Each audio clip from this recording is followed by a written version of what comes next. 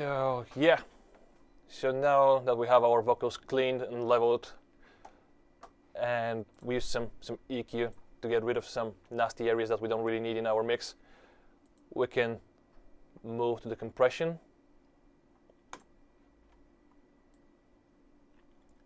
So this vocal, I want the compression. I will just gently keep it leveled. I believe I can see the future, as I repeat the same routine. I think I used to have a purpose, but then again, that might have been a dream.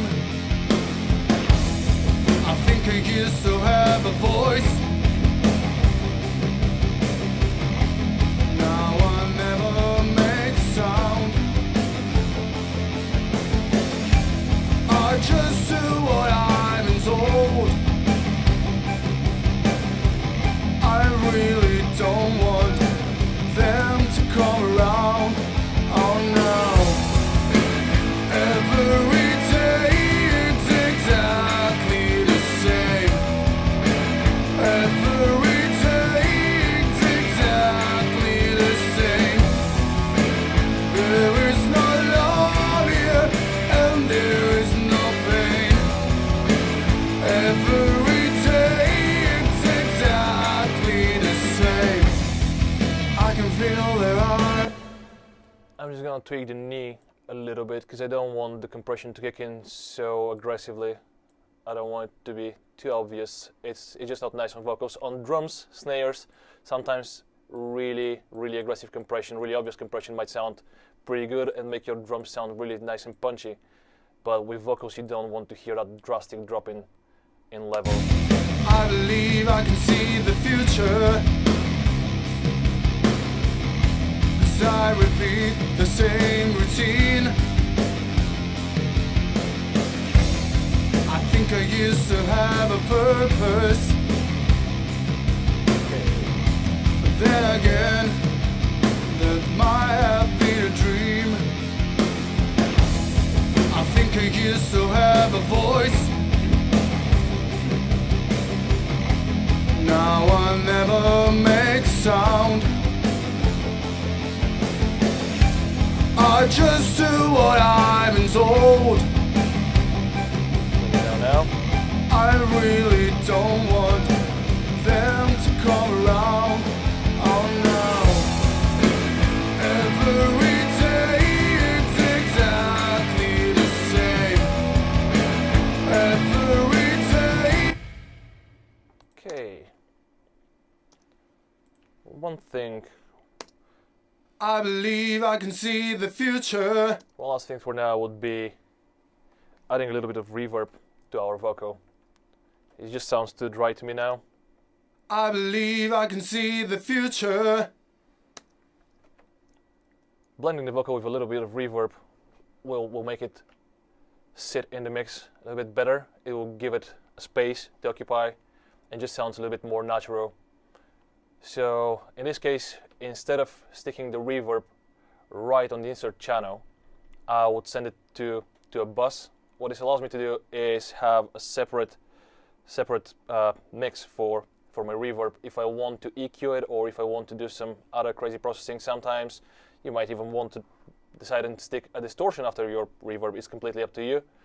But having that reverb on a separate track just gives me that flexibility. So in Pro Tools, I just created a send, gave it a name, and you can see that now my vocals track, and this is my main vocal reverb track. I believe I can see the future, Let's listen to the reverb. 'cause I repeat the same routine. I think I used to have a purpose. Alright, so here we have just the reverb. Then again, that might have been a dream. Now one thing for our reverb would be to apply some EQ to it, some low pass, high pass filtering, just to get rid of some frequencies we don't really need. So if we listen just to the low end of that reverb. You see, it sounds boomy, boxy. And again, that's gonna clash with our bass and drums, probably. So what I would do is just apply high-pass filter to get rid of that area. I believe I can see the future, 'cause I repeat the same routine. And also because of those S's in the vocal, I don't want them to be so prominent in the reverb, so I also apply a low-pass filter, maybe down to 6.5 kilohertz. I believe I can see the future, You can hear it sounds 'cause I repeat the same nice, routine. light and leveled now. So let's try it. Let's try and blend it with the vocal. I believe I can see the future, 'cause I repeat the same routine. So the vocal without reverb. I think I used to have a purpose. And with the reverb back in. Then again, that might have been a dream. Let's see how it sits in the mix. First without the reverb. I believe I can see the future, 'cause I repeat the same routine. And now the reverb on. I think I used to have a purpose. Then again, that might have been a dream. Alright. I think I used to have a voice. Now I never make a sound. I just do what I'm told. I really don't want them to come around. Oh no. Cool. So that will be for now for our vocals.